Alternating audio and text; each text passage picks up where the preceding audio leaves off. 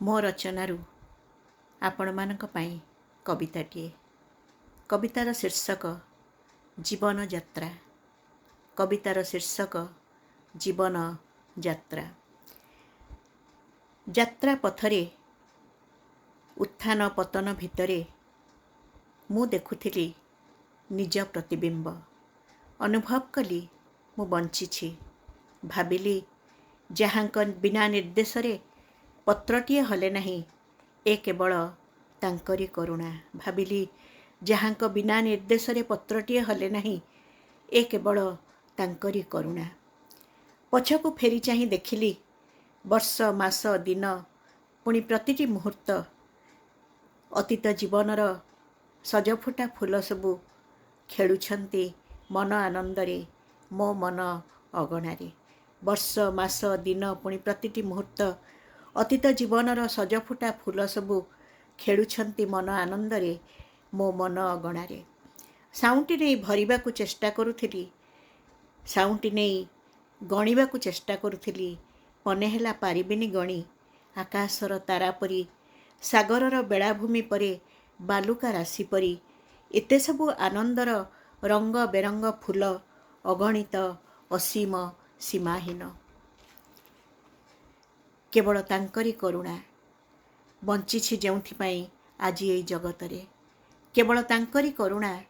ବଞ୍ଚିଛି ଯେଉଁଥିପାଇଁ ଆଜି ଏଇ ଜଗତରେ। କି ବା ଦେବି ତାଙ୍କୁ ପ୍ରତିଦାନରେ, କି ବା ଦେବି ତାଙ୍କୁ ପ୍ରତିଦାନରେ।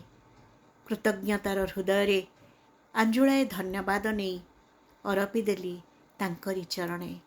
କୃତଜ୍ଞତାର ହୃଦୟରେ ଆଞ୍ଜୁଳାଏ ଧନ୍ୟବାଦ ନେଇ ଅରପି ଦେଲି ତାଙ୍କରି ଚରଣେ।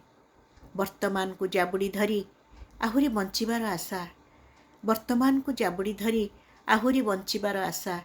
ଆଉ କିଛି ଦିନ ମାସ ବର୍ଷ ଅତିକ୍ରମ କରିବାର ସ୍ୱପ୍ନ। ଆଉ କିଛି ଦିନ ମାସ ବର୍ଷ ଅତିକ୍ରମ କରିବାର ସ୍ୱପ୍ନ।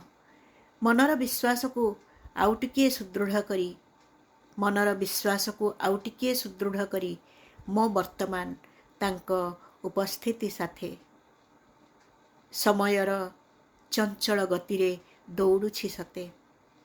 କିନ୍ତୁ ଦୃଷ୍ଟିପାତ କଲି ଯେବେ ସେଇ ଲମ୍ବା ପଥ ସୁଦୃଶ୍ୟ ପୁଣି ଅଦୃଶ୍ୟ। କିନ୍ତୁ ଦୃଷ୍ଟିପାତ କଲି ଯେବେ ସେଇ ଲମ୍ବା ପଥ ସୁଦୃଶ୍ୟ ପୁଣି ଅଦୃଶ୍ୟ। ଅଙ୍କା ବଙ୍କା ପୁଣି ଅନ୍ଧକାରର ଛାଇ, ପ୍ରଶସ୍ତ ବା ଦୁର୍ଗମ କିମ୍ବା ସରୁ ରାସ୍ତାଟିଏ। ସେଇ ଲମ୍ବା ପଥ ସୁଦୃଶ୍ୟ ଅବା ଅଦୃଶ୍ୟ, ଅଙ୍କା ବଙ୍କା ପୁଣି ଅନ୍ଧକାରର ଛାଇ, ପ୍ରଶସ୍ତ ବା ଦୁର୍ଗମ କିମ୍ବା ସରୁ ରାସ୍ତାଟିଏ ମୋ ଭବିଷ୍ୟତ ଜୀବନ ଯାତ୍ରାର।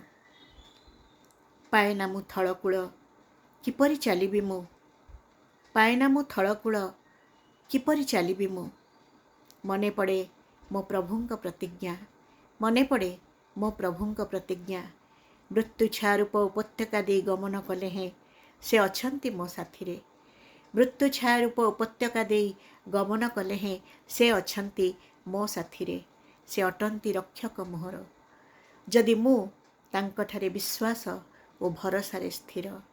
ସେ ଅଟନ୍ତି ରକ୍ଷକ ମୋହର, ଯଦି ମୁଁ ତାଙ୍କଠାରେ ବିଶ୍ୱାସ ଓ ଭରସାରେ ସ୍ଥିର। ଯେଉଁଠି ଦ୍ୱାର ନାହିଁ ସେ ଖୋଲିଦେବେ ଆଉ ଏକ ନୂତନ ଦ୍ୱାର। ଯେଉଁଠି ଦ୍ୱାର ନାହିଁ ସେଇଠି ସେ ଖୋଲିଦେବେ ଆଉ ଏକ ନୂତନ ଦ୍ୱାର। ସେ ତ ପଥ ମୋ ଜୀବନ ଯାତ୍ରାର, ମୁଁ ସେଇ ପଥର ପଥିକ। ସେ ତ ପଥ ମୋ ଜୀବନ ଯାତ୍ରାର, ମୁଁ ସେଇ ପଥର ପଥିକ।